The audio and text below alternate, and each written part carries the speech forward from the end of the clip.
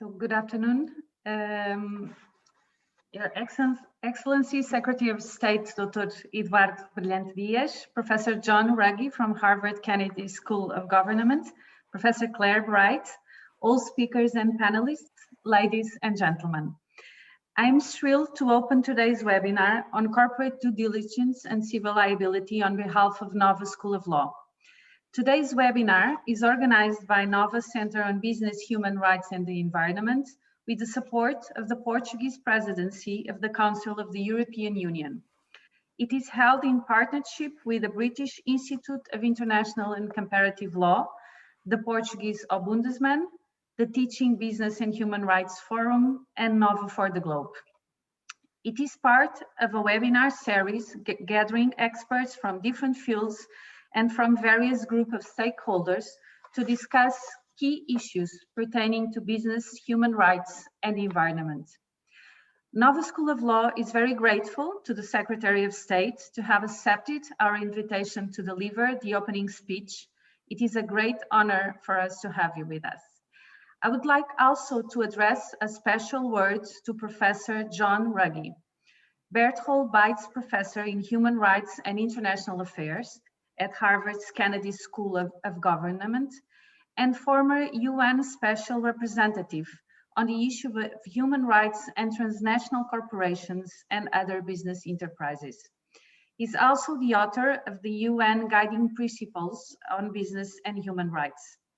Professor John Ruggie is the world expert in the field, and it is an honor to host you here at Nova.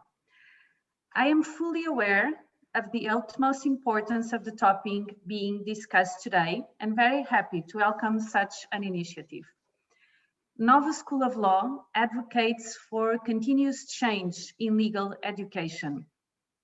We believe that future lawyers need to be trained against the backdrop of 4 core ideas. Innovation, since the world is in constant transformation and training has to be dynamic. Internationalization, permanently looking for fresh ideas to regulate legal problems, new or old. Third, pluridisciplinarity, putting all legal issues in context and confronting an enclosed legal perspective. And finally, a focus on the fundamental issues of the world's challenge in the 21st century. Today's webinar combines all these characteristics. It addresses our current reality from an innovative perspective. It combines law with management. It deals directly with the 2 great problems of our times, sustainability and human dignity.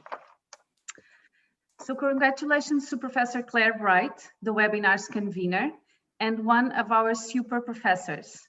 We met 2 years ago in Florence, and who would know that so many wonderful things would come from that encounter? And I believe we are only at the start. So I wish you all a fruitful discussion. I'm sure it will be.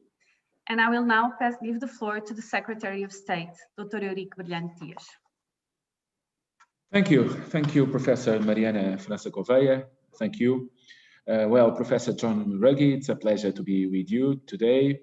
Well, I'm in Lisbon. I don't know where you are, but from Lisbon, a warm welcome to Portugal, or to this webinar where, of course, many Portuguese are participating.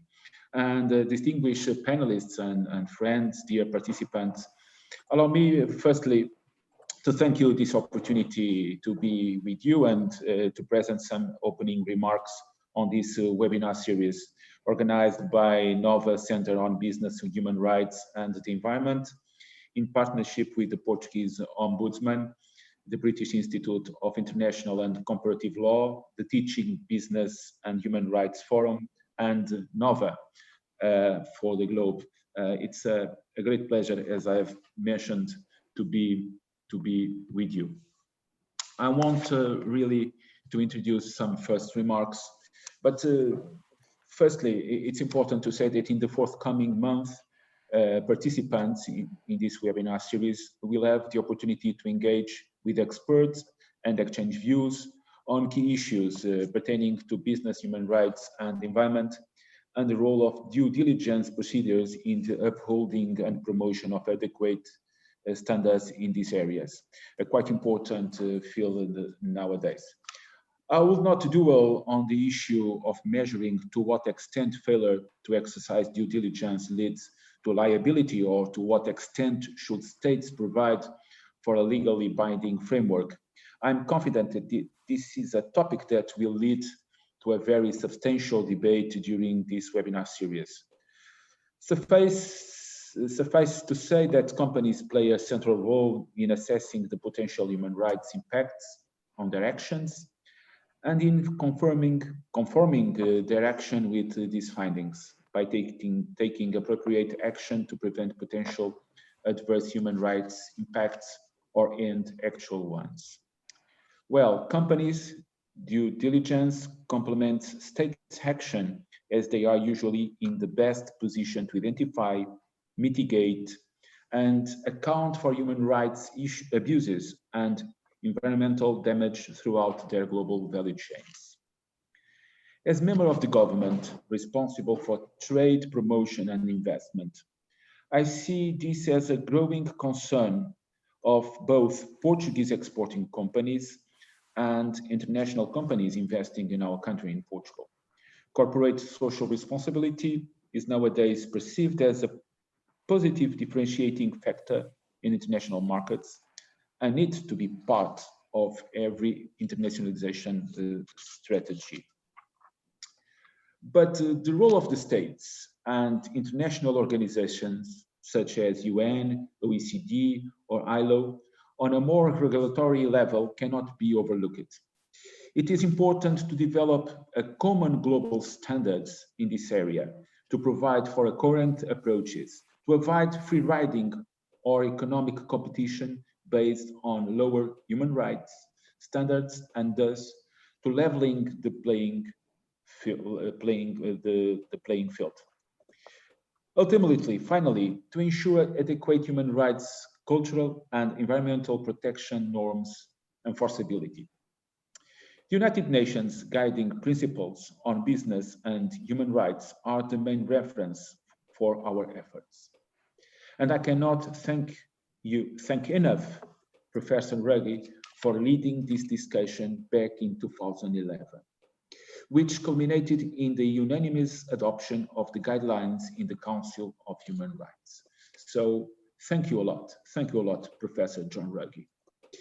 The trio of presidencies comprising Germany, Portugal, and Slovenia is committed to drive forward efforts to achieve an EU-wide coherent implementation of the UNGPs.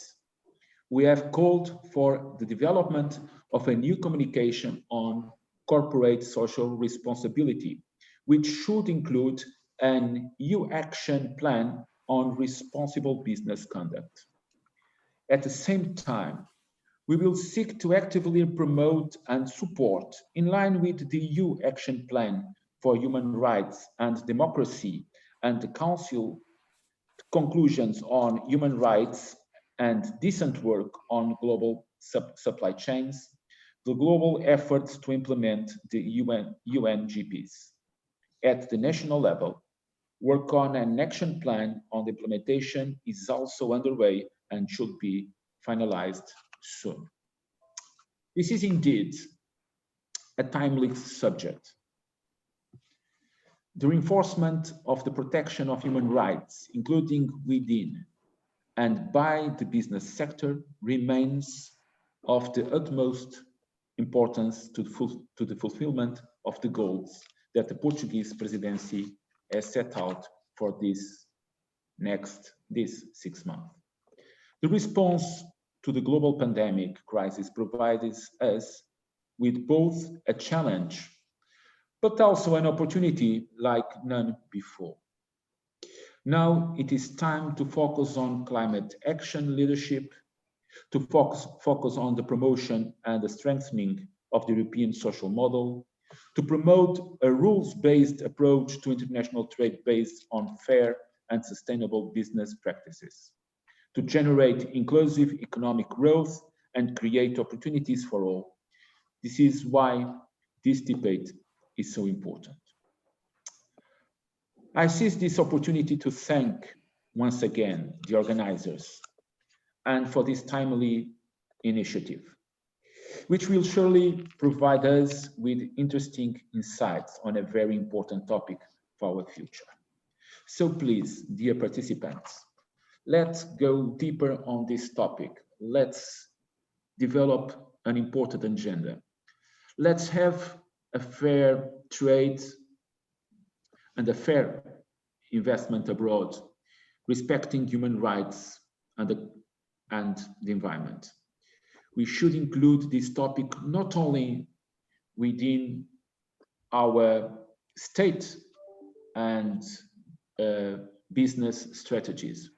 We need to include this topic as an important topic to develop our societies. And we need to include this topic as something fundamental and crucial to discuss with our citizens, because if our citizens understand well why this topic is so important, I'm sure democracy is going to be well defended. Thank you all. Thank you, dear participants. And later on, thank you again, Professor John Ruggie. Thank you. Thank you very much, Secretary of State. And now we'll give the floor to Professor John Ruggie. Thank you again for being here with us at NOVA in Lisbon, although not in Lisbon, but virtually in Lisbon. Thank you very much, Professor. The floor is yours. Well, thank you. I feel much warmer already than it is in Boston, just by looking at all of you. Thank you, State Secretary, and thank you to all the sponsors and participants of this seminar series. You know, I've been in this in this field for a while, and I'm so pleasantly taken with the fact that we are having discussions at levels of detail and possibilities that would have been hard to imagine just 10 years ago when the guiding principles were adopted. So I know we have a lot further to go, but I think every once in a while, at least I'd like to remind myself that we've already come a fair way that we can build on. I want to congratulate Portugal for taking on the EU presidency at this difficult but also extraordinary, promising time. Your delegation has its hands full just with the routine business of the EU presidency, but you add in the Green Deal and non-financial reporting standards, ESG standards, some of the things that you mentioned, which I won't. And then the subject that I've been asked to address today, mandatory corporate human rights due diligence and liability. So I hope you have a big, vigorous, and young delegation that can take the long hours that you will be spending on the challenges that Portugal confronts. And I'm delighted with how closely you've worked with the German presidency, which I did as well. And I don't know if it'll be helpful, but if you want to tell the Slovenians that my grandmother was Slovenian, maybe that'll get us somewhere. So feel free to do that. Now, we've mentioned a whole series of subjects, and the interesting thing is that they're so closely related. You know, there's this track in the EU on updating the financial non-financial reporting standards, and then there's the due diligence. Well, but they're on separate tracks. But if you're going to have a due diligence system, the reporting system and what you report ought to be very closely related to the due diligence system. And so far, they don't seem to be. And I very much hope that the Portuguese presidency will endeavor to help realize this potential. for a really transformative possibility.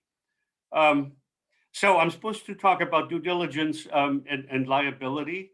I'm sure by now everyone has committed the due diligence principles of the UN guiding principles to heart. I won't say very much about it.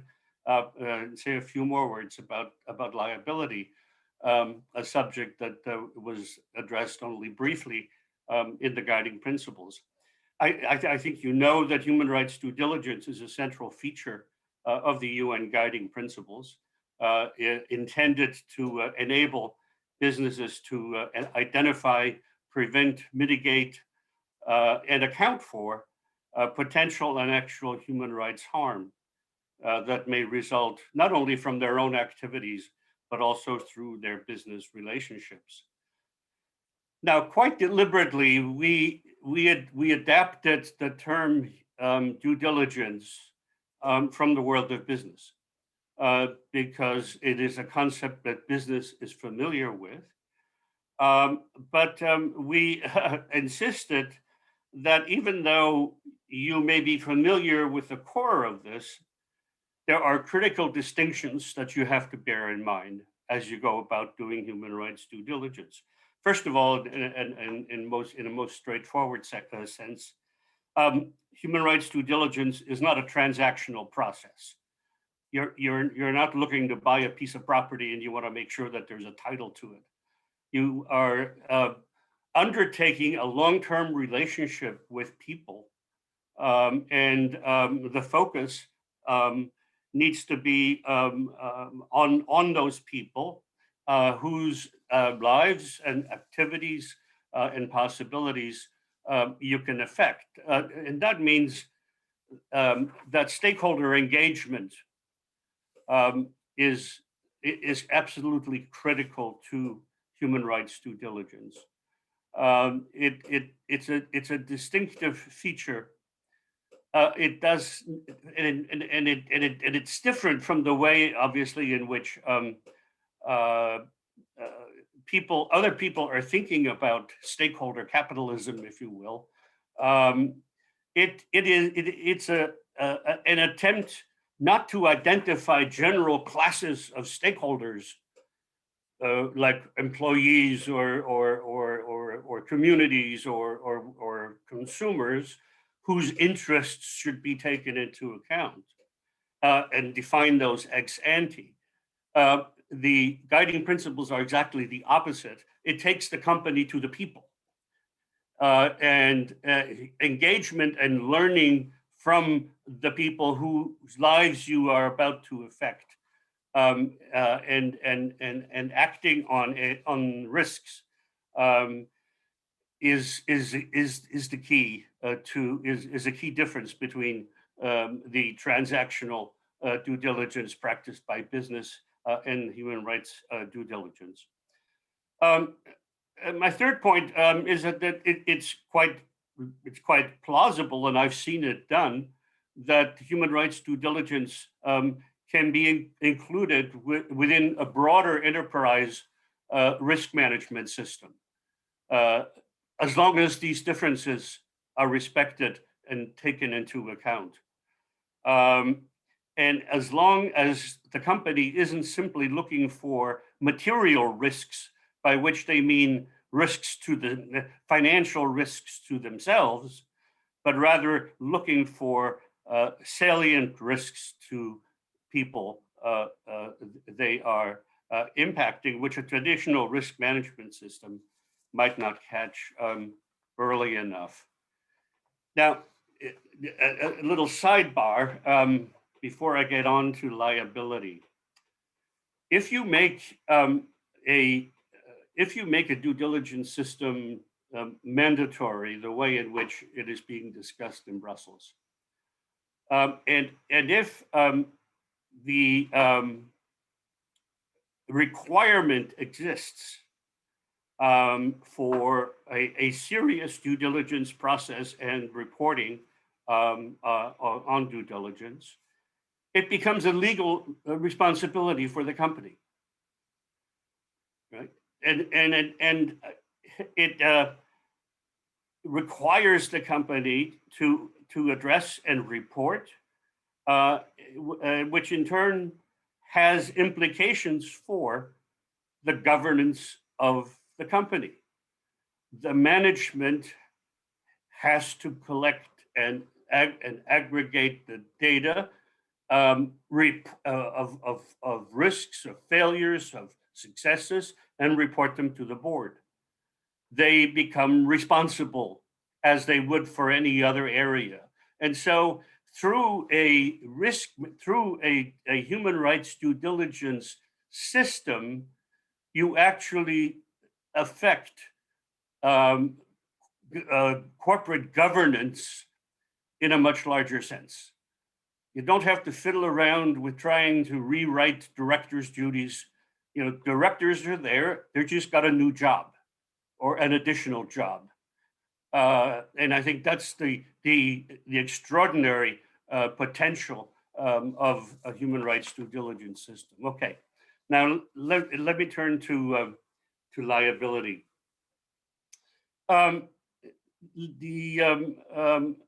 First thing I want to say is that I mean it's obvious that everyone who's been in this field for a long time gets very excited when they hear liability, because finally we have something that is concrete and that is legal. But let me begin by saying that legal liability is only a subset of a broader set of accountability mechanisms.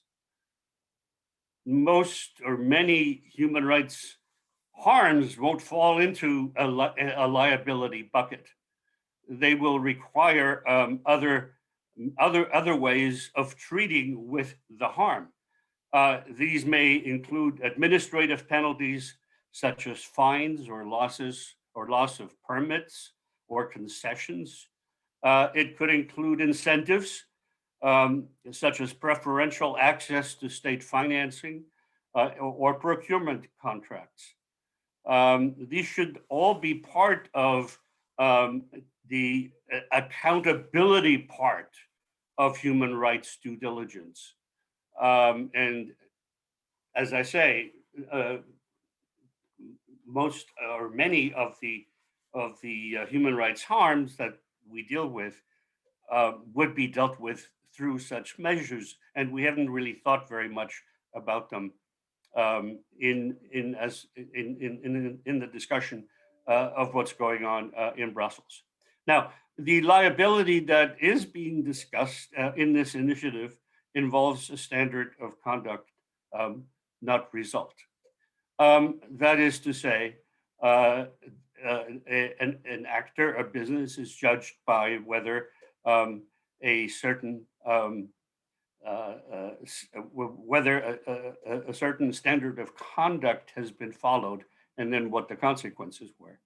But the initial emphasis is on the standard of conduct. Now, the 27 different EU jurisdictions are going to require guidance on this front. Otherwise, you're not going to have a level playing field because they're all going to figure out their own way to do it. And the next thing you know is that corporations are going to go jurisdiction shopping because they're going to be treated better by Hungary than the Czech Republic or whatever the case may be. And so this too requires, I think, extensive consultations, and to my knowledge, they haven't yet taken place. So the guidance, what should the guidance include? Well, it should include things like, are human rights governed at the highest level of the company? In other words, is there board oversight of management practices in the area of human rights? There should be. That's point number one. Does the due diligence process include meaningful engagement with stakeholders or their legitimate representatives? Are risks identified and acted on effectively and in a timely manner? is progress achieved in the standard of conduct recorded and reported? And is the company providing an enabling remedy? I bet in the 27 countries, you won't find more than a small handful who have practices that are alike in all of these respects. And they're going to have to become more alike. Similarly, it may be necessary to provide guidance on where different human rights abuses fall within the various instrumentalities that member states already employ to impose penalties on corporations. So in common law systems, you know, we have different types of liability ranging from absolute to intentional and to lack of adequate oversight, however you want to describe that. That too has to be considered as part of the penalty of the provision of penalties. My next point relates to the question that everybody is asking. For how many levels down does a company have to go? Now, the answer from companies is we're willing to do tier 1. The answer from everybody else, or not everybody else, but from others is we want to include all layers in the supply chain. To me, that's the wrong question. And I'll tell you why. It's not a simple issue. Unilever has more than 500,000 suppliers. Nestle deals with 560,000 farmers alone. The degree of oversight required, if you have to do it on a layer by layer basis, is, in my view, in companies of this size, beyond their capacity. They would be spending more money employing people to do the due diligence than they would be making by selling products. So to me, I look at it differently. My sense is that the answer shouldn't be defined by layers in the supply chain. It should be driven by wherever a company's due diligence identifies salient human rights risks, no matter where. And when you identify, whether it's in the 12th layer or the second layer, if you identify, if your human rights due diligence process turns up a risk, that's where you go. And this should include, in my view, an analysis of, companies don't like to hear this, an analysis of how lead companies may be contributing to human rights harm through their own business models and practices, by changing orders at the last minute, but by changing designs at the last minute, by delaying payment, et cetera, et cetera, et cetera. That should all be part of the due diligence system and the standard of care that we're talking about. Now, finally, given that we're dealing with a standard of conduct, there should be, in my view, a due diligence defense, but not an automatic safe harbor. The commentary to Guiding Principle 17 notes, conducting, and I'm quoting, conducting appropriate human rights due diligence should help business enterprises address the risk of legal claims against them by showing that they took every reasonable step to avoid involvement with an alleged human rights abuse, unquote. Now, the words every reasonable step refers to two things: the quality of the due diligence process and the quality of a company's response to what it found. So just checking the box is not going to do the trick here. It's a different kind of system. So as I said at the outset, we still have a long way to go, but my goodness, we're talking about designing a legal regime that will initially cover 27 countries. And if the decision is made that non-EU companies that have a major business presence in the EU are somehow included, then the EU becomes a surrogate global regulator in this field. So it is absolutely critically important what you're doing. And I hope you can all make a contribution to getting this right, because we don't get many opportunities like this. Thank you. Thank you very much, Professor Ruggie. Thank you to the Secretary of State. Thank you to Mediana França-Gouveia, the Dean of the Nova School of Law. I'm Claire Bright, the Director of the Nova Center on Business, Human Rights and the Environment.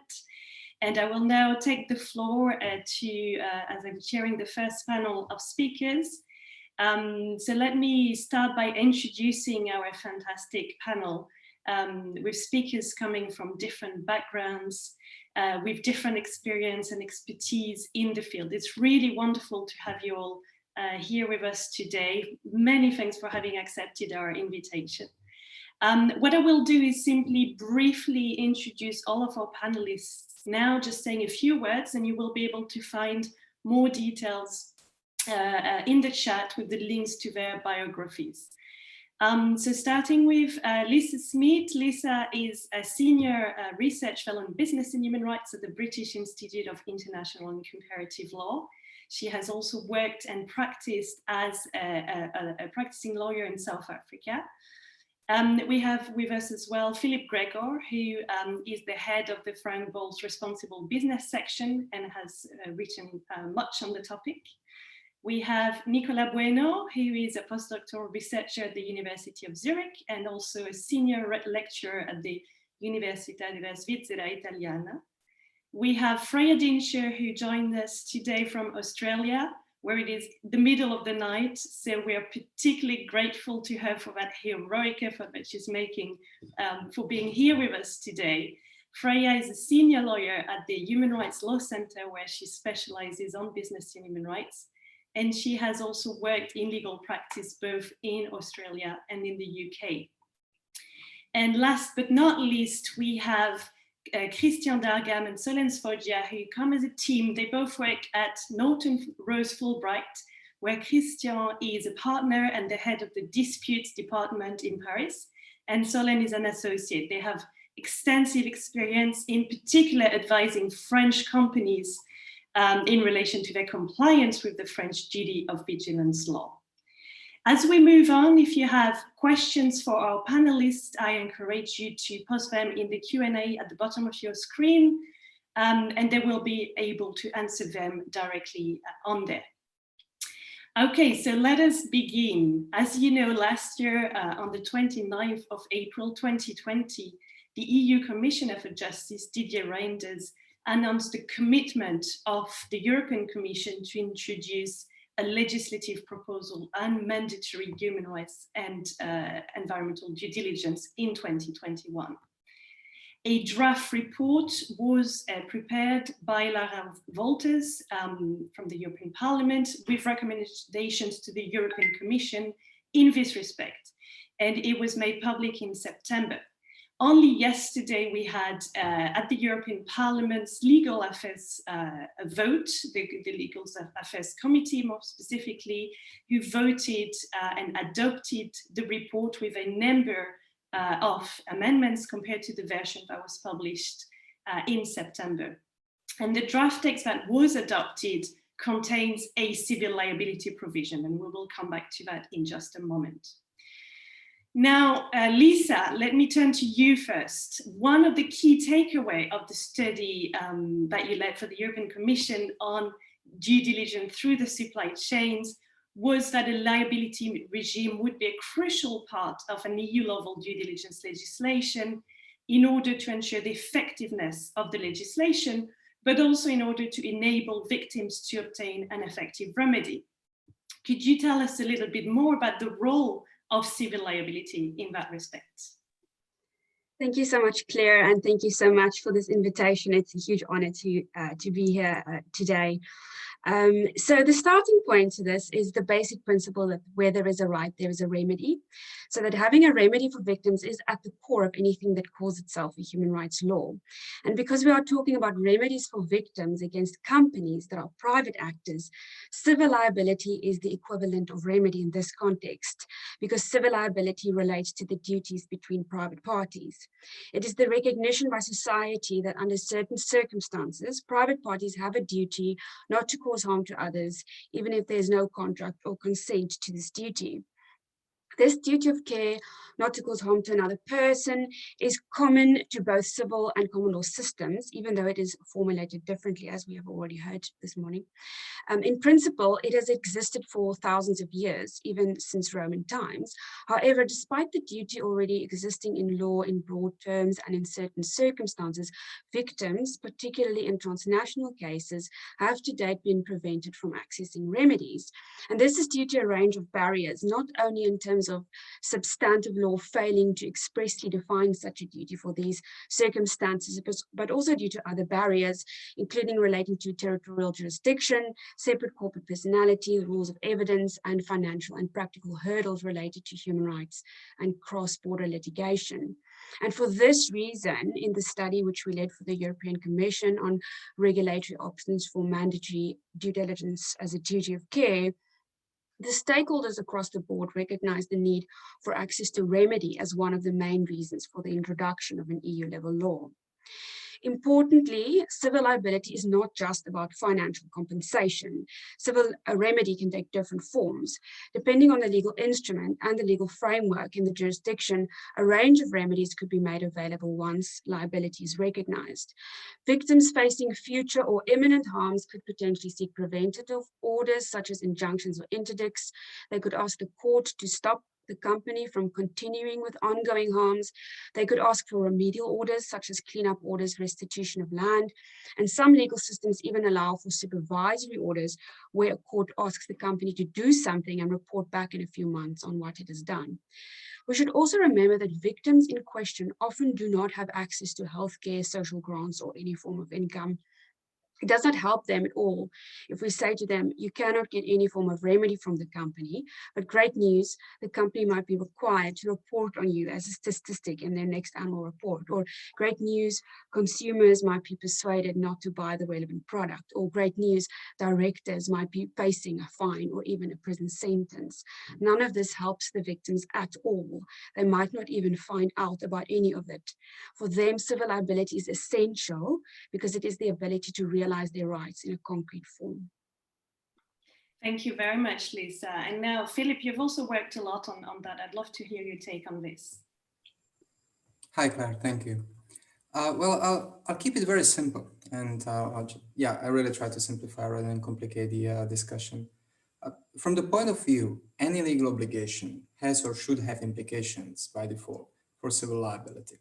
Let's say this is the default state of the matters. And this is true also for potential mandatory human rights and environmental due diligence legislation, so far as it would concern the actual behavioral obligations of the subject corporations. So separation of such legislation and civil liability would have to be artificial. It would have to be introduced by design. So that's one point that I can perhaps add to what Lisa and before John were saying. And I could add maybe one more point, and that is that since victims have to have a recourse to judicial remedy, the civil liability and tort specifically are the most appropriate and flexible instruments available. They should be part of a broad range of, let's say, accountability tools, as was discussed before, but they play a really critical role precisely because of their flexibility and precisely because they give victims ability to control the case, and so they don't have to rely on public authorities, which are often unable to act on their behalf for various reasons. Thank you, Philip. And staying with you, because you have written a lot about on the intersection between the corporate responsibility to respect human rights and tort law. So could you tell us a little bit more how this type of corporate liability actually works in the context of tort law? Absolutely. Well, first, there are different forms of civil liability. So I'll just limit my remarks to the, let's say, to the default regime of liability for harm caused by negligence, let's say tort of negligence. And that's essentially failing one's duty of care. And in this regard, there needs to be several conditions that need to be met. The first is the failure to act with a reasonable care. The other is the foreseeability of the harm. And finally, there needs to be a causation or perhaps contribution between the acts and omissions. So in our hypothetical scenario, not so hypothetical in France, there is these acts and omissions are obviously linked to the human rights due diligence or the implementation of the vigilance duty. So in this regard, the human rights due diligence is in many aspects, in principle, compatible with the duty of care as recognized in tort. And thus the human rights due diligence legislation can and should establish or extend such a duty. The human rights due diligence, the content of human rights due diligence as specified in the UNGPs and hopefully in some implementation guidance should then help to determine the interpretation of the standard of care for the purpose of determining the civil liability in accordance with these principles. And there are a couple of, let's say, specifics of human rights due diligence that let's say go beyond what one can read from the civil liability as it currently stands.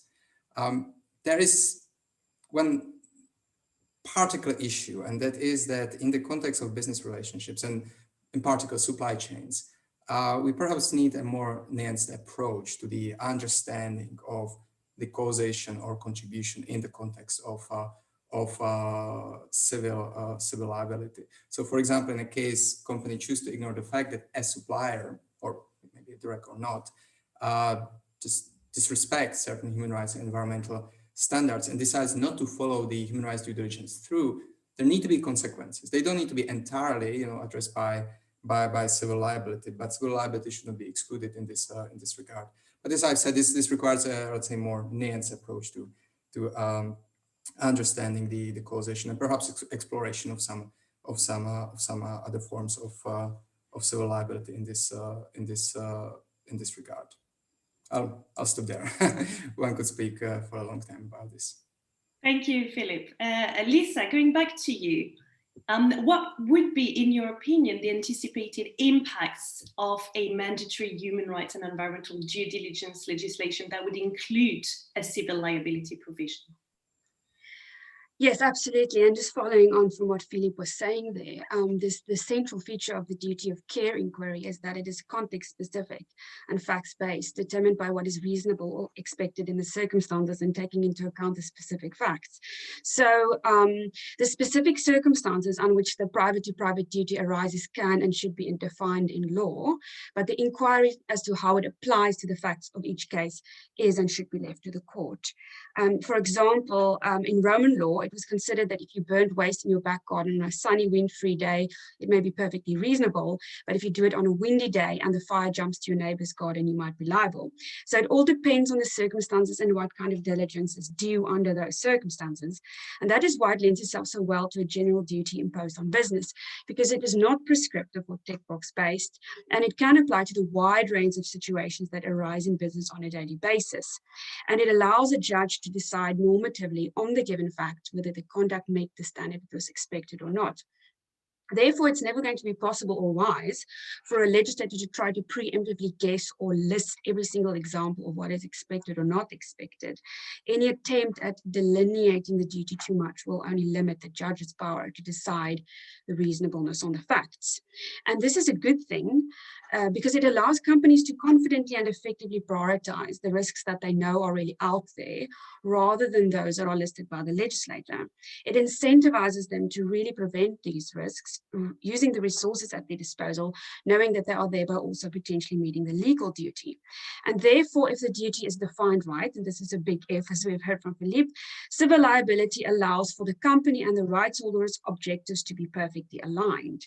The rights holders want the company to do absolutely everything in its power to avoid human rights harms, and the company knows that it will effectively need to show that it has done this if it was challenged in court. In terms of impact, the most important aspect of this legal duty is its equalizing power. Poor victims can win against large companies if they have the law on their side. There are some who argue that civil liability will not have the desired impact because there will only ever be a small handful of cases brought. However, this is only the tip of the iceberg, as we have seen time and time again in other areas of law. For every one test case against one company, other companies make thousands of hours of phone calls, take advice, implement policies, and allocate resources, which could even include budget increases and staff appointments to avoid making the same mistakes that others made. So test cases are called test cases for a reason. Whether successful or unsuccessful, they test the boundaries of the legal duty and show everyone what is acceptable or not acceptable on those particular facts. So over time, case law can build up clarity and anticipation. Civil liability also incentivizes genuine stakeholder engagement, because as a litigator, you know that issuing the summons is not the first step in the process. It's actually the beginning of the end, because no one really wants to go to court. Court cases are preceded by months or often years of correspondence, complaints, demands, and attempts at agreement. And if there is a possible lawsuit waiting at the end, these letters are taken much more seriously than if they are placed in the PR folder. This means that you don't have to end up really suing someone. The mere threat of it usually can help fix the problem. In terms of the more traditional understanding of regulatory impacts, I should also mention that in the European Commission study, there was a preliminary assessment of impacts carried out by LSE Consulting, and it found that enforcement of a duty of care through judicial mechanisms is likely to have a significantly less burdensome impact on costs for states than a state-based regulatory body, oversight body, because the courts are already there, and we never expect there to be a floodgate of human rights claims because of the financial, practical, and other hurdles applicable to these cases will always still be there. I'll stop there. Thank you so much, Lisa. My next question is for you, Nicholas. You have written on existing and proposed civil liability provisions which aim to implement human rights due diligence. Could you perhaps give us a few key examples which are particularly relevant in that respect? Yes, thank you very much, Claire. It's well, first, thank you for the invitation, and it's really a delight to see that we are more than 250 participants today. So I'm really happy to be here with you. If you allow me just to show my screen, I would like to discuss. I hope you can see it. I would like to discuss 4 examples of legal liability provision that have been discussed with regard to due diligence, human rights due diligence. 2 of them, well, first, the 4 examples that I will not go into detail, but the 4 examples have this in common, and I think we have to repeat this, is that they allow affected people to really take an active part into accessing their rights. And that distinguishes with other types of legislation that we see, disclosure legislation, other more narrower due diligence legislation. Now, I think it is also important to present and contrast examples that we have in these discussions on civil liability to guide policymakers, and in particular at the moment at the European Union. None of them is perfect, but I think through a discussion and through a comparison, we might really come to the best options for a civil liability provision. So the first example has been discussed in an international framework in the second revised draft Business and Human Rights Treaty last year, 2020. And this revised draft has a very long provision on legal liability. This is Article 8. And it distinguishes first in Article 8, paragraph 1, that states should introduce this is only a draft. We all agree on this, but this is interesting to present this. That states should introduce a legal liability for human rights abuses that may arise from the activities, from the own activities of business enterprise, as well as from their business relationship. So I think there is something that is clear, that is not only about the harm caused by own companies. Now, there is another provision that describes a bit more into detail how could we establish this legal liability for the harm caused by these business relationships in particular. And this is the provision in Article paragraph 7 of this Business and Human Rights Treaty, the second revised draft. And that says that states should adopt a liability provision or regime for the failure to prevent a business relationship from causing or contributing. Here, this is the name or the vocabulary of the guiding principles, from causing or contributing to human rights abuses. Business relationship here is very, very broadly defined. This is in Article 1.5 that defines subsidiaries, suppliers, subcontractors, very, very broadly defined. And there are some conditions that try to narrow the scope of this liability that should exist with regard to these business relationships. And these conditions is that there should be, and this is what we have to discuss really on the table, there should be a legal control or a factual control or supervision over the person, the person that caused the harm, this business relationship, or supervision over the activity that caused the harm, or for companies that should have foreseen risks. So this is very large possibilities of establishing liability, but I think this is important that we discuss all these elements, what does imply for a company and to which extent. Now, on the other hand, we have a second example at the international framework that just would like to contrast it with you, that has been discussed in these draft principles on the protection of the environment in relation to armed conflicts. This has been work done by the International Law Commission that looked at this very specific context. We are not exactly in the business and human rights context, but we are in another very specific context of environment in relation to armed conflict.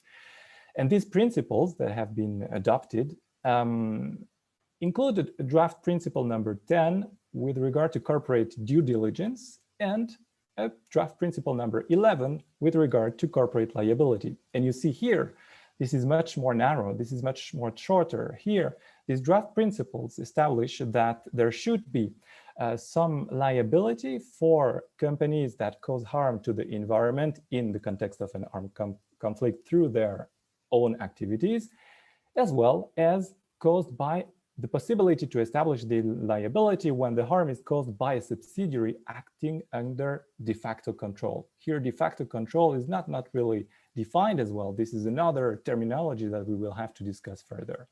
So if I move now to the other two examples that have been discussed, but I would not go into detail because I'm sure we are going to discuss them more with our speakers that are experts on this, but we have this French loi de vigilance. The first, we have to admit it, this is the first real law that has been adopted that contains a civil liability provision, which reads, I will read this for you, a breach of the duties, these vigilance duties, triggers the liability of the offender and its obligation to compensate any damage that the performance of those duties would have prevented.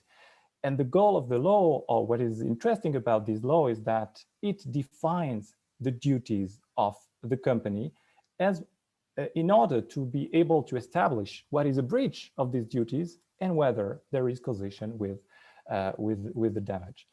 And the fourth example, but I will come back probably later on this, has been this discussion that we had I'm coming from Zurich in Switzerland for 5 years with regard to the Swiss Responsible Business Initiative that aimed at including a provision in the constitution that included a due diligence obligation for companies and a liability provision establishing that companies should be not only liable for their own activities, but they should be as well liable for the damage caused by companies under their control unless they can prove that they acted with due diligence. This is this idea of due diligence defense that Professor Ruggie mentioned before. One example of this.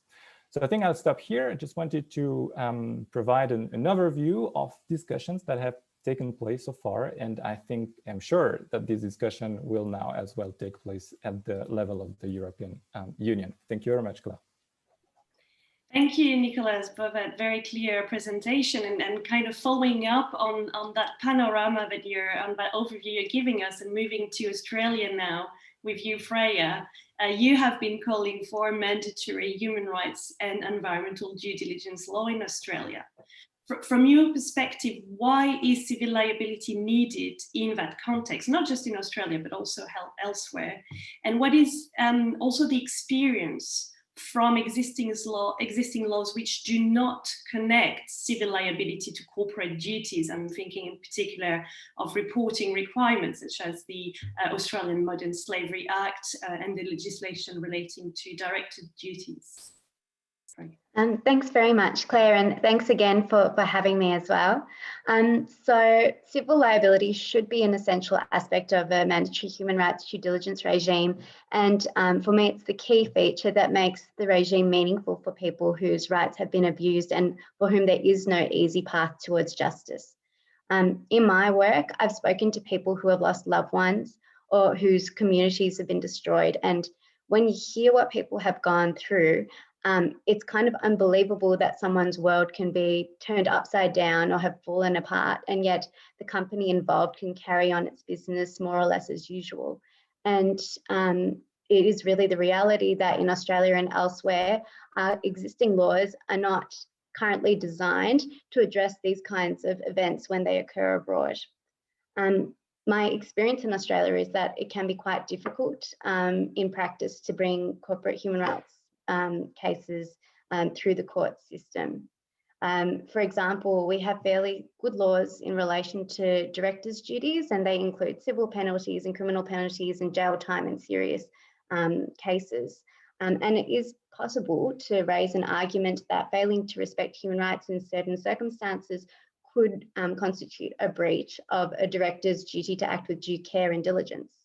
However, having looked at this quite carefully now, and even considering what I thought was a relatively open and shut case with clear rights abuses at play, what I realised is that there are real practical and legal hurdles to bringing these types of cases in the court. And on reflection, and I apologise if this is obvious, but what I realised is that our directors' duties laws are not purpose-built for dealing with human rights matters. They're built for dealing with the financial well-being of companies, not the personal well-being of people. And so bringing this kind of case is kind of like trying to fit a shoe onto a hand or a glove onto a foot. Maybe it's possible to do it, but it isn't designed to function like that. And this isn't really good enough when you consider the trauma and the hardship that people face day to day. In Australia, as you mentioned, we also recently enacted a Modern Slavery Act, which is modelled after the UK's legislation, and it requires companies to report on the steps they're taking to address, identify and remedy risks of modern slavery in their operations and supply chains. And our legislation specifically includes due diligence and remediation among the mandatory reporting criteria. However, in terms of legal options, the Modern Slavery Act doesn't help a worker who is forced to work in slave-like conditions in the supply chain of an Australian company. There is no ability under the MSA to bring action on behalf of overseas workers. And even the government agency responsible for administering the Act can't bring an action on their behalf, nor can they penalise or fine a company that doesn't meet the Act's requirements. So the only hard enforcement is under the criminal law, and that predated the Modern Slavery Act coming into effect, and to date, no Australian companies have ever been prosecuted for slavery-like offences overseas. So the Australian Law Reform Commission actually recently came out and said that reporting and transparency without more may be effective at raising awareness among the business sector, but these measures are not sufficient in the long run to generate behavioural change. So with the mandatory human rights due diligence movement, I think we've got a real opportunity to design a law that gives people somewhere to go when their rights are abused, and that is purpose-built and can drive positive change within business. Currently, people don't have anywhere to go, and that's not really good enough. Thank you so much, Freya, for sharing your insights and experience with us. That's really helpful. Now, if we look at existing legislation or legislative proposals on mandatory human rights and environmental due diligence, and Nicola has mentioned a few examples earlier, how exactly have they connected corporate due diligence and civil liability? And I would like to dig a little bit deeper into the French example with you, Christian. How the French duty of vigilance law, how does it work in terms of connecting due diligence to corporate liability? First of all, thank you for inviting me. I'm very glad to be here. Two things. First of all, we have now a kind of accountability Professor Ruggie was referring to at the beginning of this session, and we have some concrete actions. Because so Nicola gave first use on the French law. So just to remind those who don't know this law, so it's a law enacted in March 2017 that makes it mandatory for French companies, so the companies incorporated in France that have either more than 5,000 employees in France or 10,000 employees globally, to put in place to identify and prevent severe impacts on human rights and fundamental freedoms, health, safety, and environment resulting from their activities, not only for themselves, but also for their controlled companies, subcontractors, and suppliers. So it's, first of all, this is very concrete. Now, more concrete even is the law provides for 5 mandatory measures to be put in place, and very specific measures. The first one is a risk mapping in terms of human rights. Second, a process for regular assessment of the situation of the subsidiaries, subcontractors, or suppliers with whom there is an established commercial relationship in light of the risks that have been identified in the risk mapping. 3, a tailored actions to mitigate risks or prevent severe impacts. 4, an alert process, so whistleblowing line, and 5, a system monitoring implementation of these measures and evaluating their effectiveness. So we have a kind of concrete guidelines here to what is expected. And so how it is linked to civil liability, 2 ways. First of all, a company that fails to design and to put in place this vigilance plan could be put under notice for a 3-month period by any stakeholder that has an interest. It could be an NGO, it could be the trade unions, it could be public authorities. So it could be put under notice to regularize the situation and to put in place the vigilance plan. Otherwise, the stakeholder could go to court and ask the company to do so under penalty. So this is the first way. Second way is a more classical tort law liability, is when a company has not put in place the vigilance plan, and this could have, if it had put it in place, it could have avoided or prevented the damage that happened, then the company could be liable, of course, if there is a damage and the link between the lack of putting in place this and the damage. So you can see that there are very concrete aspects here. Not to mention, I would say perhaps at this stage, the most important one is the reputation aspect, because each time there has been either a dispute or notices that were delivered, it becomes public. So many French companies now are under pressure in this respect. And let me say 2 words about this. It's important. So accountability is absolutely important. It's absolutely key, but it needs to come with 2 things. First of all, concrete guidance. Concrete guidance. I will give you a quick example. In France, we had at the same time than this vigilance law, the Sapin II law on anti-corruption, and there is a specific dedicated authority in France, the anti-corruption authority, that came with a very specific guidelines and recommendations. that could be discussed, of course, whether they are very good or not, etc. But they came with very concrete things. And I think in this area that is still new to a lot of companies, okay, there is a real need for things that are concrete. How, for example, how to conduct the risk mapping. This is an exercise that is not very easy. Okay? And second thing that is absolutely key as well, and I'm talking here because most of my clients are companies. Okay, so there's a need to have a kind of fairness, meaning that in terms of competition, a lot of French companies now say, well, we have this burden. Not all of them are approaching this negatively, just to be fair with this, but it's a kind of economical burden here, and they say our competitors don't have this. So I think to convince people, to convince companies to go beyond just cosmetic things, they also need to feel that everyone is treated the same. Thank you so much, Christian. That's really interesting. And now going back to Switzerland as well with you, Nicolas, we know there was a vote on the 26th of November, 29th of November, excuse me, last year, on the Responsible Business Initiative, which wasn't adopted, but did obtain a majority of the popular vote, which in itself is quite significant. It would be interesting to hear a bit more about how this Responsible Business Initiative connected again civil liability to corporate due diligence, and also in relation to the indirect counter proposal that is very likely to be adopted now. What is the position there, Nicolas? Thank you very much. I'm just showing once again the slide. Maybe this is better to visualize. It's on the right side of the screen that you can read.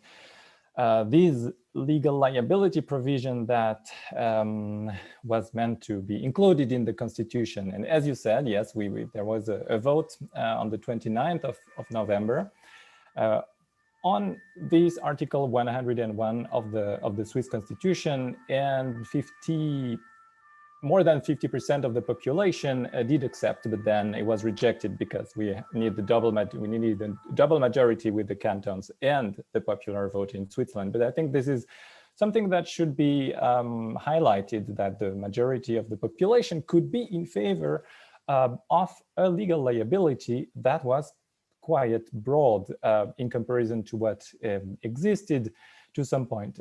So here in the Swiss Constitution, the Swiss people voted on the inclusion of a due diligence duty that was based on the UN guiding principles, and then on this legal liability provision that include a specific liability for controlled company, or for the harm caused by controlled companies. And due diligence and liability here, or due diligence was in relationship to this liability by designing this due diligence defense, meaning that a company that control, and this was one of the conditions, a company that control another company is liable unless it can prove that it conducted due diligence or that the damage would have occurred even if all due care had been taken. So this was the logic of the constitutional provision.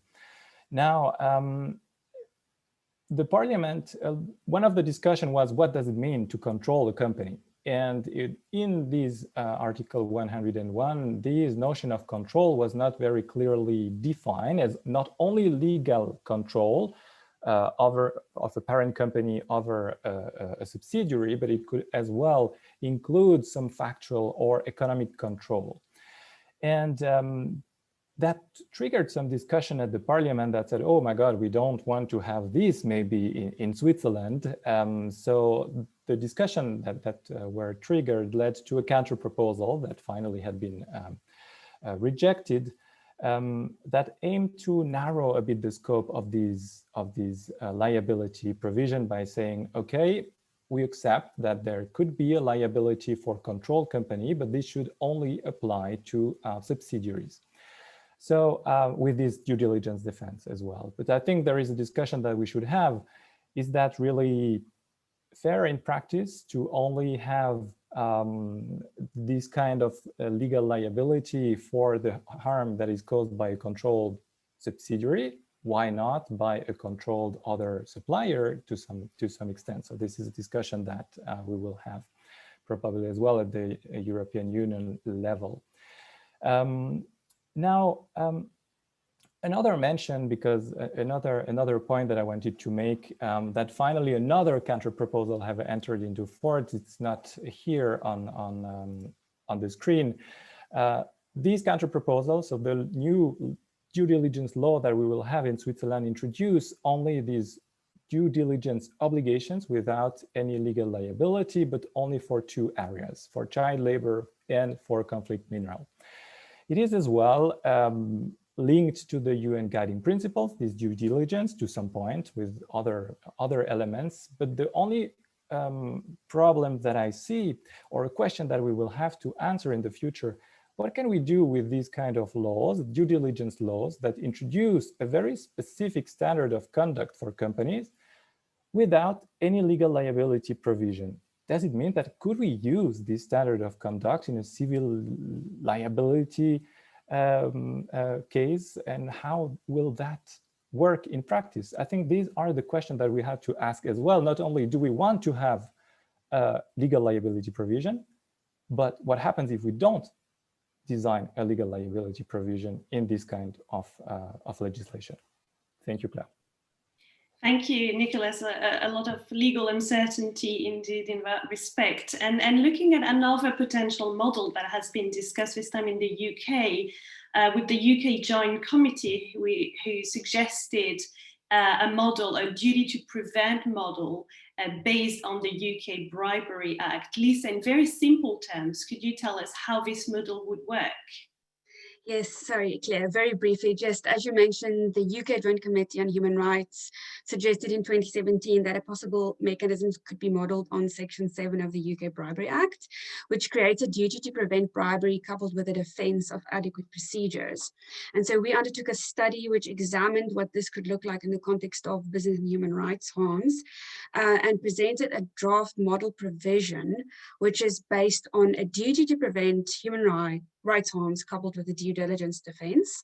And unlike the Bribery Act, which creates criminal offenses, we focused on the creation of a statutory duty which would lead to civil liability. In other words, the ability of victims to sue companies that they allege have failed to meet this duty, and for the company to show that it has carried out human rights due diligence reasonable in the circumstances. The study also contained a survey of companies regarding their experiences with the UK Bribery Act, which has now been in place for over 10 years. So if anyone is interested, I would encourage them to have a look at that study and that model provision, which is also available on the BICL Business and Human Rights website, but I will also try to copy it here in the chat. Thank you, Thank you, Lisa, and Nicholas and Philip as well. If you want to put in the chat the work that you referred to earlier, please feel free to. And so now going back to Australia and with you, Freya, how do you envisage this idea to be provided for in the Australian framework? Would you also envisage a duty to prevent like the one we just discussed in the UK? Or would it be different? So in Australia, we'll be very much looking to all of the overseas experiences to see what could work. And traditionally, we do look to the UK, which is why we've gone down the Modern Slavery Act route for now. But this path will be reviewed next year when the government undertakes its 3-year review of the MSA, at which point mandatory human rights due diligence and other reforms will all be on the table. And we're also looking to the UK to reform our foreign bribery laws using the duty to prevent model as Lisa described. We are also in trade negotiations with the EU, so whatever direction the EU decides to take on mandatory human rights due diligence will be influential, I'm sure, in whichever model eventuates in Australia. But from a civil society perspective, of course, we're looking for the real change to happen in the way that business deals with human rights issues. And we have all discussed the desire to sort of avoid the tick the box exercise of due diligence. However, I think that this is a real risk, and the example that I raise is in Australia last year now, 2020, the Australian mining giant Rio Tinto blew up a 46,000-year-old Aboriginal sacred site without the consent of the traditional owners, yet they were still ranked extremely highly on the corporate human rights benchmark. And so I think that that indicates to us that we do have to be fairly careful in how standards of due diligence are met and set for the purposes of civil liability. Thank you, Freya. And you also mentioned the influence of the EU. So now moving to the EU level, I mentioned earlier that European Parliament draft report, which was adopted yesterday. Philip, would you be able to tell us a bit more about how it addresses civil liability? Yeah, certainly. And let me say that the draft report was adopted in the Legal Affairs Committee of the European Parliament. So this is the first step. It still needs to go to the plenary. And it was adopted by 26 votes against 1 abstention and 1 no vote. So that there is a carefully, let's say, considered compromise between all major political factions represented in the European Parliament, from the right-wing EPP to, let's say, Social Democrats, Greens, GUE, and so on and so forth. As regards the civil liability specifically, so first of all, the report recognizes a connection between human rights due diligence and civil liability, and a broad connection with regards to the entire reach of the human rights due diligence. And one of the stated purposes of the report is to facilitate access to judicial remedy. To this end, the report assumes that there should be a civil liability for contribution to harm across the value chain. And this is meant essentially by failure to carry out human rights due diligence and meet additional, essentially, tort law aligned requirements of foreseeability and several others. Now, of course, there is a lot of questions unanswered, and the report does not explore this further beyond setting these, let's say, these key criteria. But as I have said, this naturally fits the tort law, especially as regards the interpretation of what contribution means and so on and so forth. There is this caveat, though, that, you know, since the human rights due diligence is looking beyond the let's say, narrow scope of the impacts that are, let's say, directly caused by the company, there is a need to perhaps further work it out. You know, this kind of alignment of these, let's say, the principle of or the requirement of causal connection in tort law and the, let's say, perhaps more expensive approach of the human rights due diligence to the matter. And I should also say that the report does address civil liability in more detail. It does elaborate the conditions a little bit more with respect to the category of controlled entities, for which it suggests a more stricter regime. But beyond that, it just leaves the field open to discussion. Thank you so much, Philip. That's extremely helpful. Christian, you've got an extraordinary experience working with French companies. And my question to you is, in your practical experience, how could a civil liability enforcement mechanism be valuable for companies as well, in terms of aligning with their responsibilities under the UN Guiding Principles on Business and Human Rights? Four points. First of all, accountability, but I think we have already mentioned this in my first response. Second, awareness.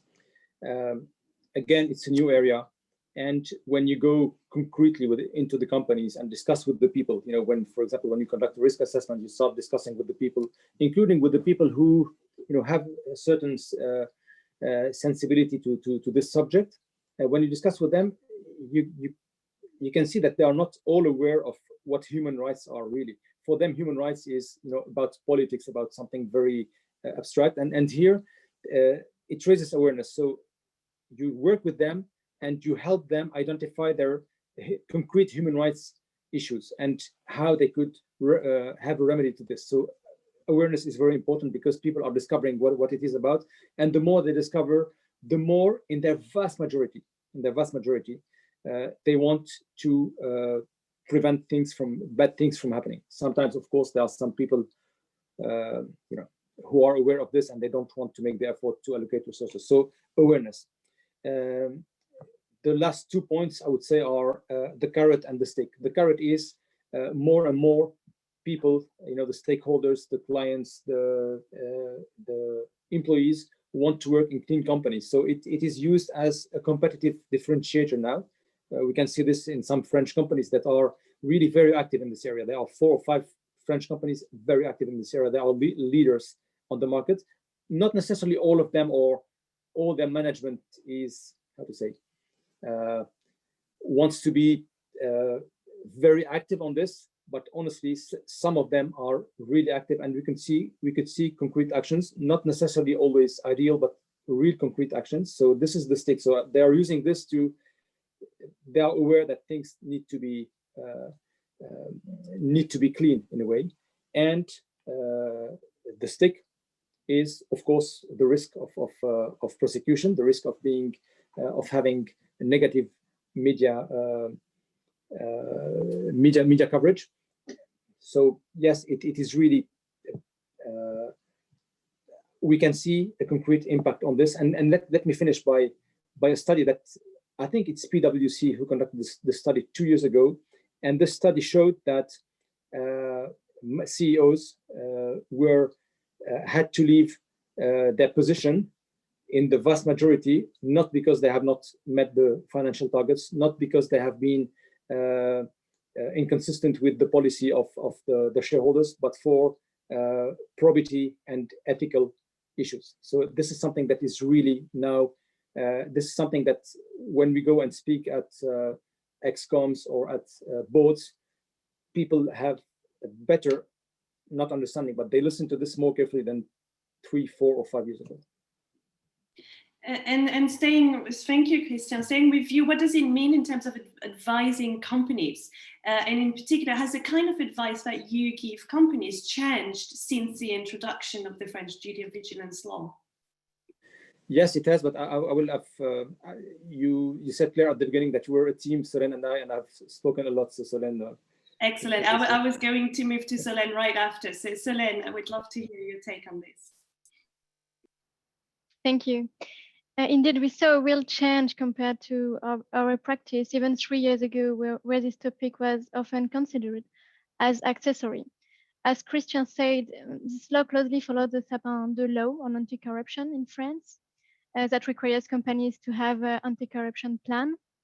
And in light of these 2 laws, in 3 years, this is striking to see how companies now invest more time and resources to this challenge.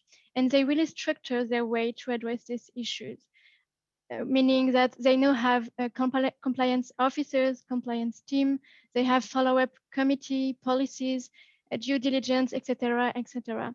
And in terms of advice, what we can see is that they request our help as well on a daily basis to help them on their follow-up topic, to help them with training, with identifying risk, etc., etc.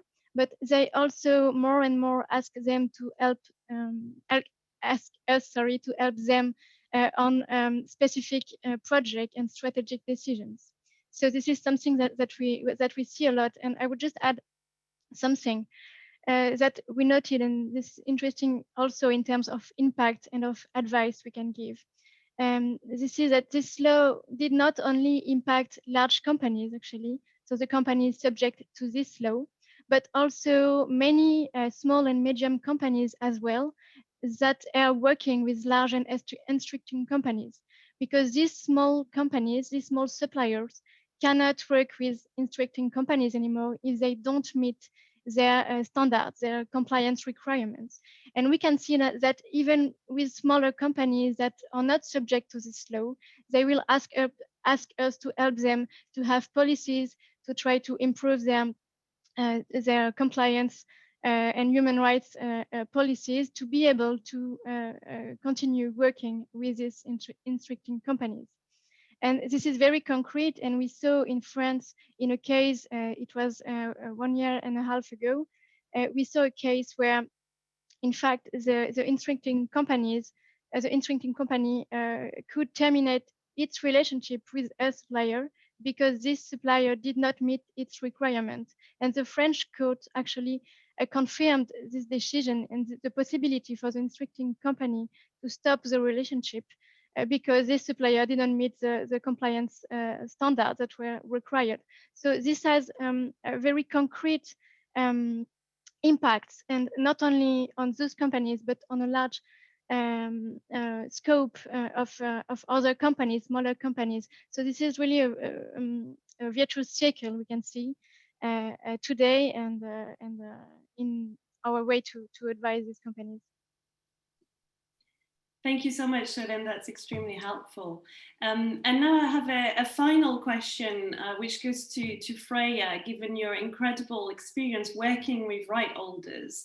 I would like to ask you, what would civil liability mean in relation to advising right holders, and how would it impact on their ability to engage or maybe to be taken seriously by companies even before any pleadings are issued? And how do you think that this would change the landscape and the role for civil society as well? Thank you, Frank.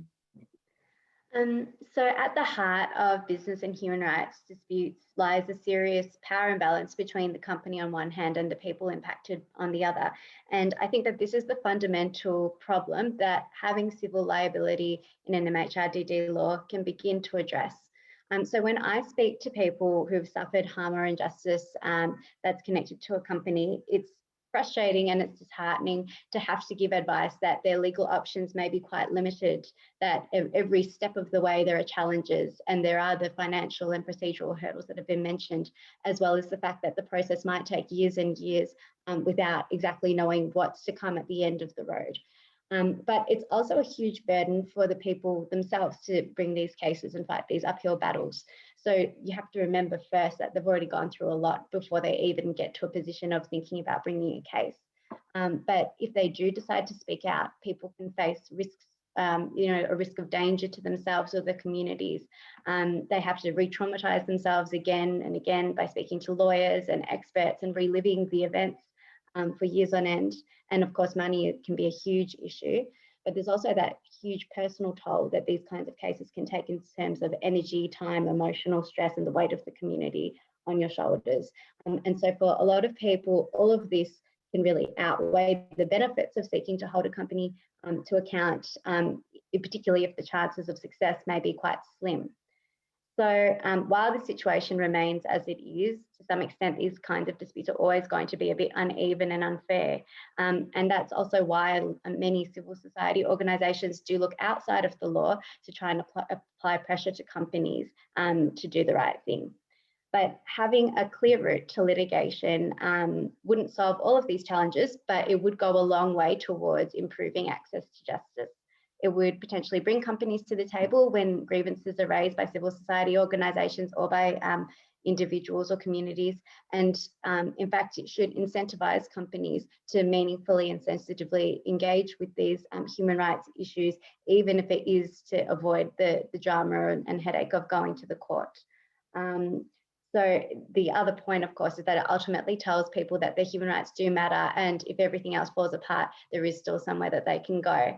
So allowing people wherever they are in the world the basic right to be able to go to court when a wrong has been done to them is, I think, what will slowly start to shift the situation that we have right now. And I really do think that it would make a difference. Thank you so much, Freya. Thank you to all of the speakers of this panel for sharing your experience and your invaluable insights with us. And now we're moving to the last section of this webinar, and we're going to go for some short 5-minute interventions from multi-stakeholders on the topic.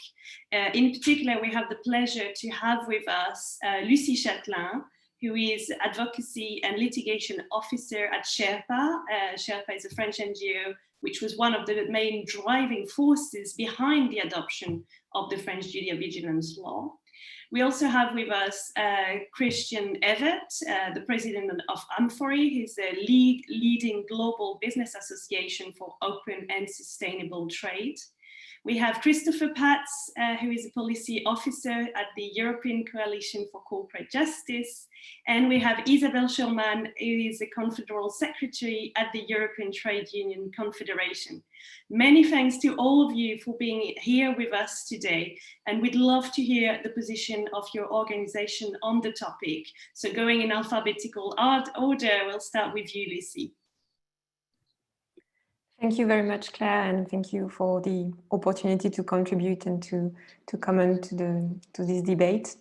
Maybe to react to the panelists' interventions, I would like to make 2 points on the French law on the duty of vigilance, this time maybe from the perspective of victims with whom Sherpa has been working, on how the corporate duty is linked to civil liability and on the limitations as well in practice. So the first point has to do with the definition of the corporate duty and its impact on civil liability. As now everybody knows, the French law does not restate the definition of HRDD in the UNGPs. It relies on the notion of vigilance, which is a pre-existing concept in French civil liability law. So basically the violation of a duty of vigilance amounts to negligence and can therefore trigger civil liability. And the 2017 law provides for a specific duty of vigilance for parent companies. And it is partly informed by this notion of HRDD, but the wording is different. It creates obligation to adopt and effectively implement adequate measures. And I think this wording, effective, adequate, reasonable, are very key to give effect to civil liability. Because if human rights due diligence is just an obligation to adopt internal processes and only seen from the perspective of the company, then civil liability is pretty much useless. And unfortunately, what we've seen in the vigilance plan published by companies, and this is maybe due to the fact that vigilance has been linked to this publication of a plan, but a lot of companies have seen this as an obligation to report on their existing practices and not as an obligation or a standard of conduct in all their activities, including when setting a price, when choosing a supplier, and so on. So our view is that if we want due diligence to work in hard law, and maybe that's a lesson for the upcoming European discussions, it must be clearly defined, not as an obligation to adopt a certain process, but as the obligation to take all necessary and adequate measures to ensure that human rights and the environment are respected and that harms do not occur in the company's value chain. And my second point is that one of the problems finally with the French law is that it merely refers to the existing fault-based civil liability regime under French law. So it's up to the victim, to the claimant, to prove the lack of vigilance of the company, the harm suffered, and how the respect for the duty of vigilance could have prevented the harms or causation. And we see that this liability regime appears quite ill-adapted to most violations along the supply chain, because in many cases, it appears difficult to prove that the damage would not have happened at all if the company had respected its duty of vigilance. And companies tend to argue that they're not the only responsible for the harm, that even if they had respected their duties, at best, they would have chosen another supplier, but this wouldn't have prevented the harm. So we can see the limitation here with the traditional concepts of causation and civil liability.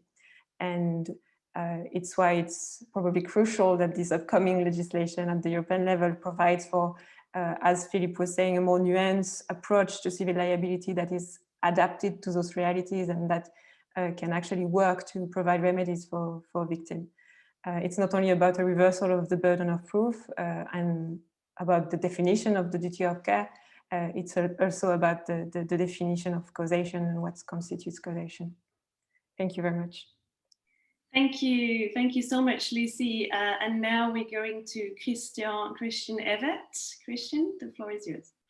Thank you very much, Claire. And it is indeed a pleasure to join this webinar series here on due diligence hosted by NOVA with the support of the Portuguese Presidency of the Council of the EU. I'm honored really to share our viewpoint with so many experts from across the globe to discuss human rights due diligence, and particularly business responsibility and the element of accountability. I'm here today on behalf of Amfori, as you already said, representing 2,400 retailers, importers, and brands from around the globe. Our members come from all corners of the world, and 70% are actually SMEs in this context. Supporting our members in their journey towards advancing supply chain due diligence is part of Amfori's DNA.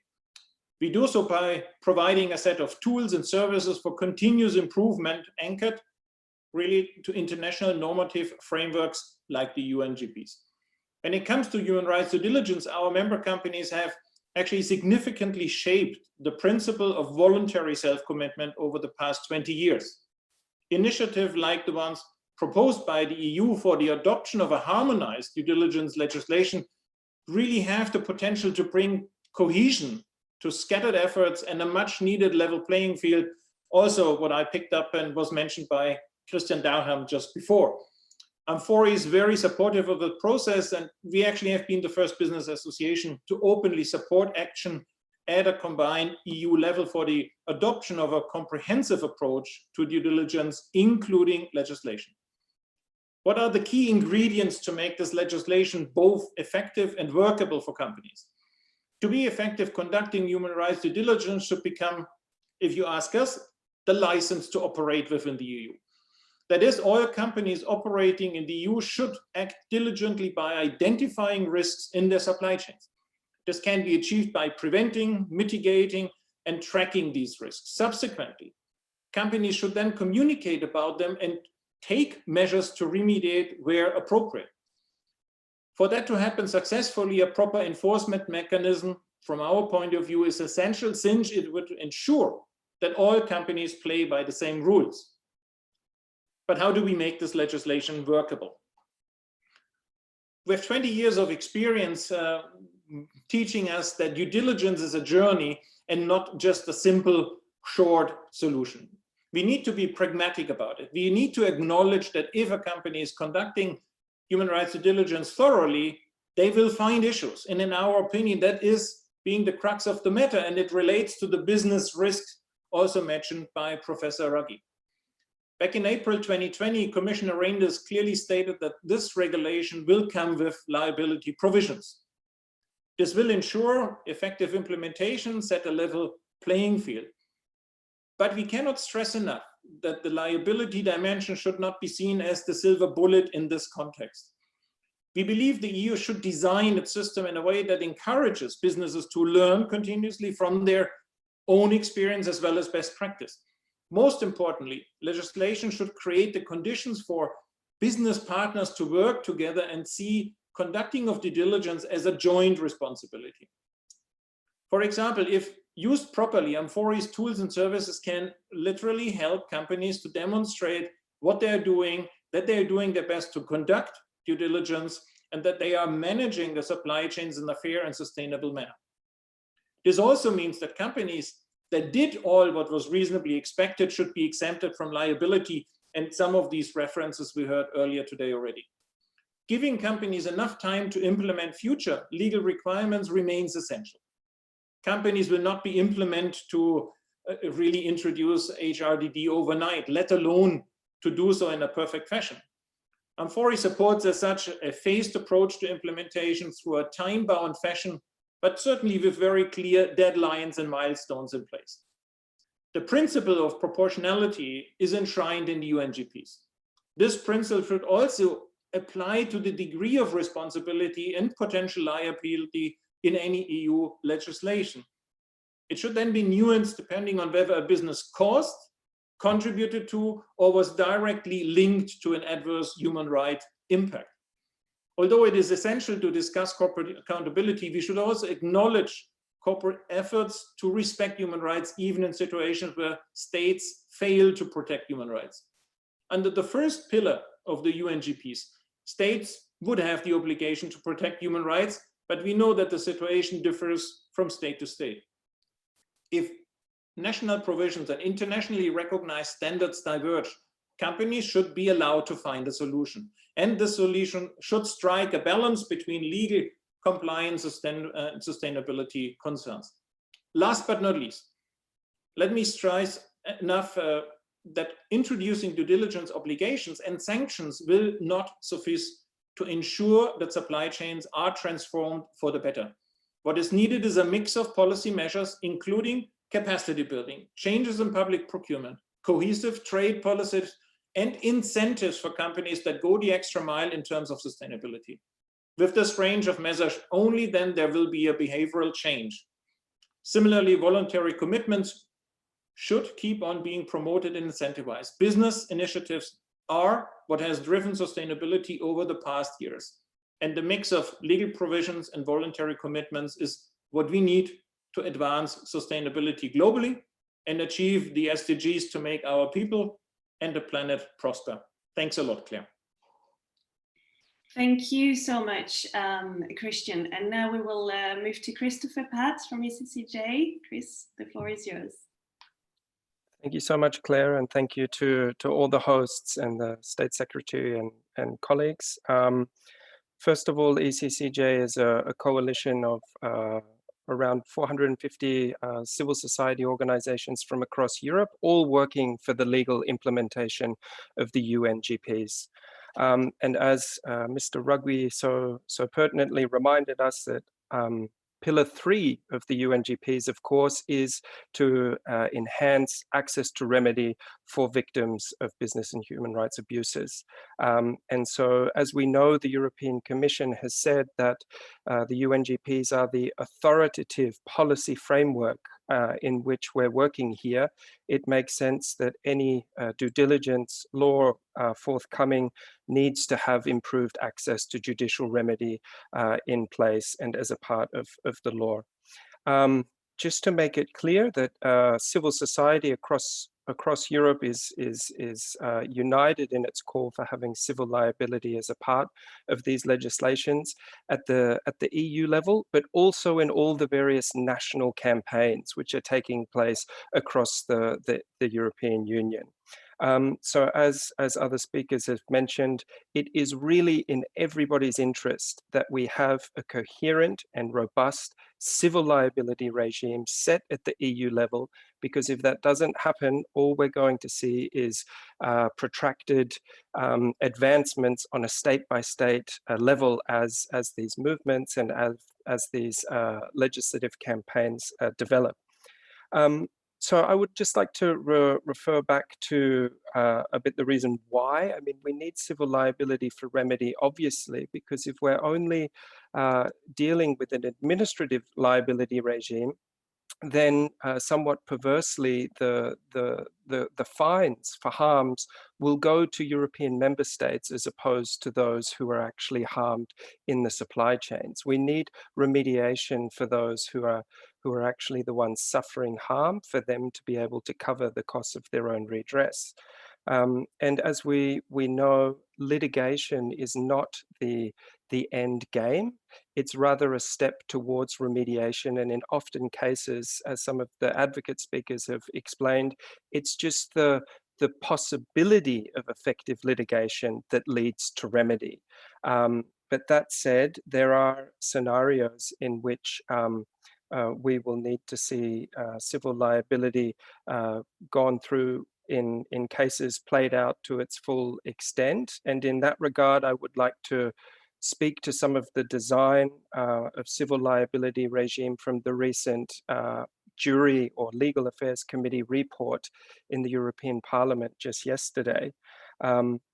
As Philip mentioned, there is quite a clear outlined regime for civil liability for controlled entities, harm in the value chain, which is either caused or contributed to by controlled entities. The definition of control is rather restrictive, but the burden, there is a presumption of control in this case, meaning that victims would not be obliged to prove the relationship of control. That would be on the responsibility of the company to do so, which of course makes utter sense in the sense of who retains the evidence for proving that particular point. On the second type of liability, which we can perhaps read into the legislative report voted yesterday, is an extended civil liability for harm by a company which has caused or contributed throughout the value chain. So not as directly as for controlled entities. So we can be left to assume perhaps or read in that this should be deciphered by reference to basic tort law principles as Philip outlined. Although in that scenario, we have to question how the element of causation will play out. And Lucy made it quite clear that in the practical experience of bringing these cases, a causation element can be really difficult for victims to prove. So in that sense, we need to have a fair distribution of the burden of proof of causation of harm. We need to think about potentially different theories of causation as a means to actually improving the remedy provisions. So perhaps I will leave it there, just with the conclusion that what we see is a strong call from the European Parliament on the European Commission for civil liability provisions. We've heard from recent calls from the European Council for advancements in improvements to access to remedy. We've heard states such as Portugal and Germany make publicly their commitment to civil liability moving forward.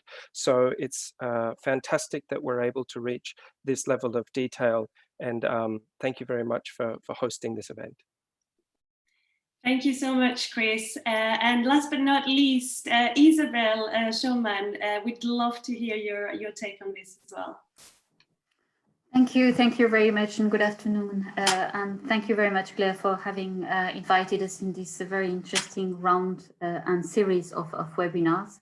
Much appreciated, especially the day after the vote at the European Parliament. I think we also welcome very much from the side of the European Trading Confederation this clear signal to the European Commission in terms of the action to the need for action and to act now. I think this is also something which is quite clear.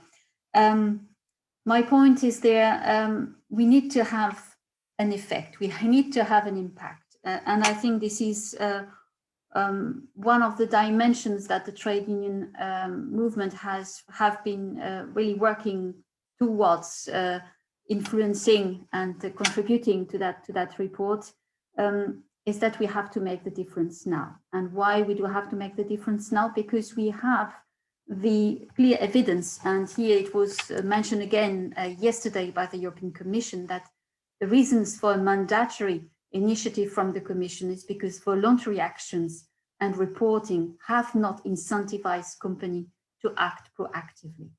And I think this is one of the dimensions that was raised by John Ruggie at the beginning of this webinar, is the quality. We need to have quality in terms of the understanding of accountability. And we do not have just a box-ticking exercise in terms of, I've done the reporting, it's an ex post exercise anyway, and no one is checking, no one is monitoring, and there is at the end no kind of control mechanism that could say, oh my God, I could have avoided this situation. So what does mean quality? And I think this is one of the very important dimensions of the report, and I think also mentioned by John Ruggie. It's the quality of the whole process, and it's the quality of the response of companies. And I think the whole process is clearly a process that has to be inclusive. And I think here the whole dimension of including in the establishment and the monitoring of this process stakeholders at the different level of their involvement and responsibility in the process is key. And I think here clearly it is on the basis of the value of the European Union and the principle of the recognition of the need for information, consultation and participation of workers in the development of the company, and in particular when it's about impacting the employment, and health and safety is part of it.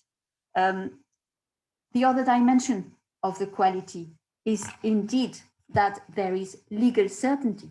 And this legal certainty can only lie in the issue of recognizing the need for civil liability. And this is clearly what we are asking here, is that this legal certainty is for business, but is also for the potential victims. And it is there indeed to prevent violation. I think this proactive and preventive approach is key to the discussion on human rights due diligence and responsible business conduct. So of course, civil liability will be at the same time, to take one of the expressions used by another speaker, it's at the same time the carrot and the stick. It's the carrot to avoid the violation of human rights, to avoid to harm people and to do harm to the environment. And on the same time, it's the stick, because you know, when you do violation, what will happen. And I think this has to be clear in the whole discussions. And this is clearly a clear invitation to the European Commission to use existing tools and not to harm those existing tools. Joint and several liabilities that exist in the timber regulation or in the conflict mineral regulation should not be downgraded and should not be changed. Likewise, I think it is very important to take inspiration from the Environmental Liability Directive, which already is paving the way. And it's clearly also leading to facilitate the access to justice for victims. And I think this has been discussed here also. It's not just about the definition of the duty of care, it's about the definition of causality, and it's the issue of the reversal of the burden of proof. To that, I would like to add that we see the need for interim proceedings that should stop business to operate in the existence of a clear violation of human rights. And I would very like to close this short intervention that to stress again, trade union rights are human rights, and it should not be a kind of pick and choose the human rights that fits you best. It should be really including those very core elements, core rights that are recognized at the ILO level, at the level of the European Court and Convention of Human Rights, but also at the level of the European Union. Thank you very much. Thank you very much, Isabel, and thank you very much to all our commentators on that second panel. We're coming toward the end of our session. Perhaps I want to ask Professor John Ruggie if you would like to take just a couple of moments to respond to any of this before we wrap up. Oh, you are on mute, sorry.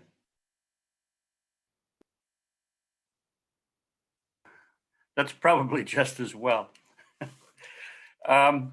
Because I've been taking notes furiously and would need to review them to be able to respond specifically. But I think in general, my first consultation on business and human rights was in 2005. And it was on the extractive industry. And it was a multi-stakeholder consultation in Geneva. And I came out of it shaking. It was a confrontation, the likes of which I hadn't seen among grown-ups before. And I said to my colleague, Lena Wendland, who works in the High Commissioner's office, you know, if we make one mistake, one serious mistake, they're going to kill us. And thanks to people like Lena, and thanks to all the help that we've received from civil society actors, from academics, and from some people in the business community, we managed to get to 2011, and for the first time, have the UN actually put out an authoritative statement. And my hope then was that, yes, it is a text, but it was a text to move things. It wasn't meant to sit on the shelf. And I mean, everything I've heard this morning or your afternoon, I guess. It's so reassuring that there is movement, and serious movement that is taking place, and that the work that we did has a small role to play in that. Makes me immense. It pleases me immensely, and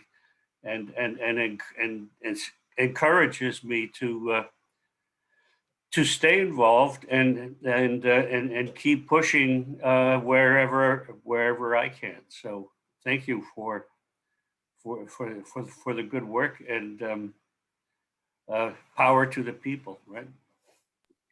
Thank you so much, and thank you so much for being here with us today. I would like to also thank one more time the Dean of Nova School of Law, the Secretary of State, all our speakers, commentators. I would also like to thank the Portuguese Presidency of the Council of the EU, and in particular Ana Maneira, for the support in organizing this event. I would like to thank also the Portuguese Ombudsman Office, and in particular Teresa Anjinho. I would like to thank the British Institute of International and Comparative Law, and in particular Lisa Smith, for help organizing this event, and also Bart Koliski, who's been helping behind the scenes with the technical aspects. Many thanks also to the Teaching Business and Human Rights Forum, in particular to Rachel Chambers, and to everyone else that has helped putting this event together. Many thanks, of course, also to the audience. Just before closing this event, I would like to just remind you that this was the first episode of our webinar series that focuses on the business, human rights, and the business and human rights developments at the European level in the framework of the Portuguese Presidency. We'll have the second episode in about a month's time on the 25th of February, which will focus on corporate due diligence and private international law.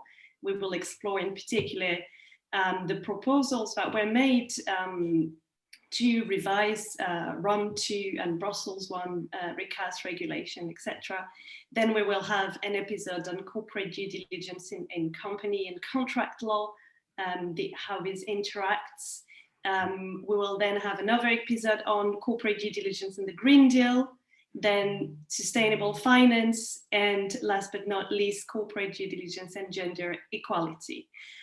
So thank you all for being there today. It was really a pleasure to have you all. I'm very grateful to all of you, and have a great rest of the day, whether it's morning or afternoon, wherever you are.